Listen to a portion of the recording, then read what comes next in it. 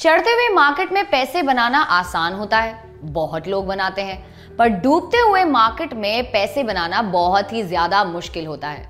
और सबसे अनोखी बात यह है कि प्रिडिक्ट करना कि अभी मार्केट कब डूबेगा और उस बेट पे ही पैसे बनाना। हम बात कर रहे हैं एक ऐसे शख्स की जिसने 2008 के फाइनेंशियल क्राइसिस में भी पैसे कमाए, और ये तुक्का नहीं था। This was a calculated risk. Here's John Paulson for you. साल 2006, John was working in his office and studying the marketing dynamics. He sees some anomaly in the euphoric market. ये ऐसा टाइम था जब सारे एक्सपर्ट्स अमेरिकन मार्केट पर bullish थे।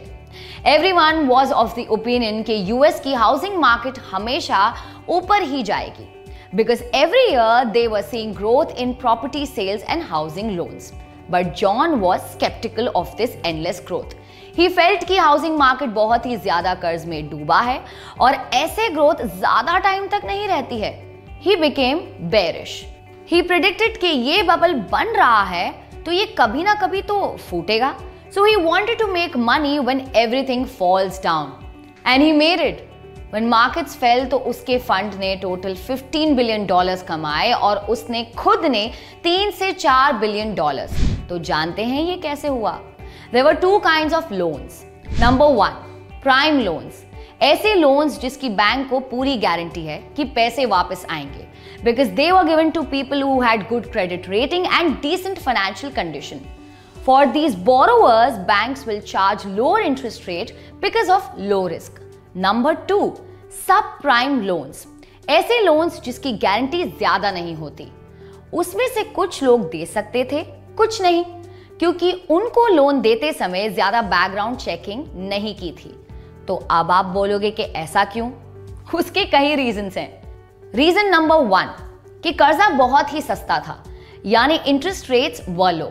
Another reason कि banks जो घर के लिए लोन देते थे उस पर कब्जा कर सकते थे अगर उन्होंने लोन नहीं भरा तो, राइट?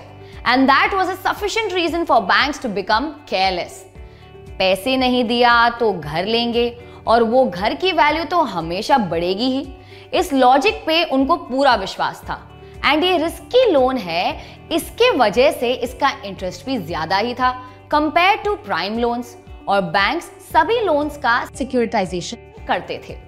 सिक्योरिटाइजेशन मींस, मान लो कि बैंक ने 20 लोगों को लोन दिया, then they made 2 groups of 10 each. Now assume जो ग्रुप्स हैं उसकी एक वैल्यू डिसाइड कर ली based on the amount of loan, credit rating etcetera. Now bank will sell that group to some investor. Bank will get upfront money and उस investor को जैसे जैसे वो 10 लोग पैसे भरेंगे वैसे रिटर्न्स मिलेंगे।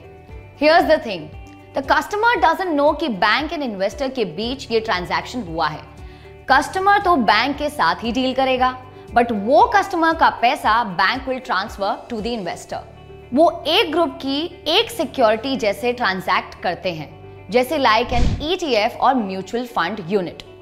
Now assume that one customer does not pay, that means that investor will get lesser money. Similarly now assume if everyone defaults, तो उस इन्वेस्टर को बिल्कुल भी पैसे नहीं मिलेंगे। And if that group belongs to sub prime borrowers, then there is more risk, and higher the risk higher the return basis पे ये सारे सिक्योरिटीज की प्राइसिंग होती है। Apart from this securitization, there were also something called as credit default swap और CDS. CDS is like an insurance. You insure against the non-payment of debt. So basically अगर कोई पैसे पे कर रहा है तो एक अलग पार्टी है जो आपको पे करेगा, because you have insured by buying a CDS, जिसके लिए आपको थोड़ा प्रीमियम उस पार्टी को पे करना पड़ेगा।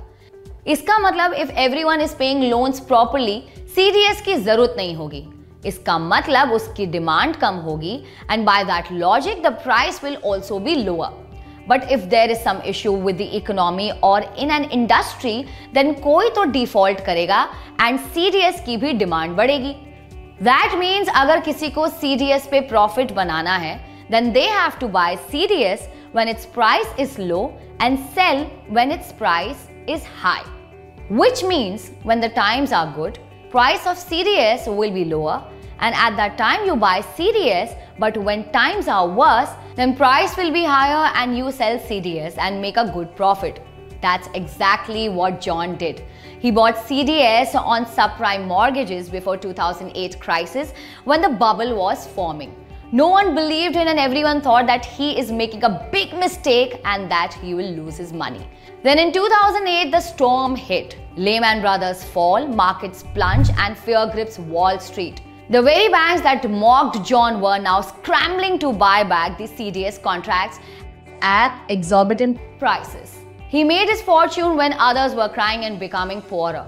इसमें बहुत ethical dilemma भी है. John Paulson's bet against the housing market stands as the testament to the power of unconventional thinking and calculated risk-taking. However, it also serves as a stark reminder of the fragility of financial systems and the ethical dilemmas that can arise when profit clashes with social well-being. तो आपको ये कहानी कैसी लगी? ये हमें बताएं और इस प्रॉफिट वर्सेस वेल-बीइंग के बारे में आपकी क्या राय है हमसे कमेंट सेक्शन में जरूर शेयर करें.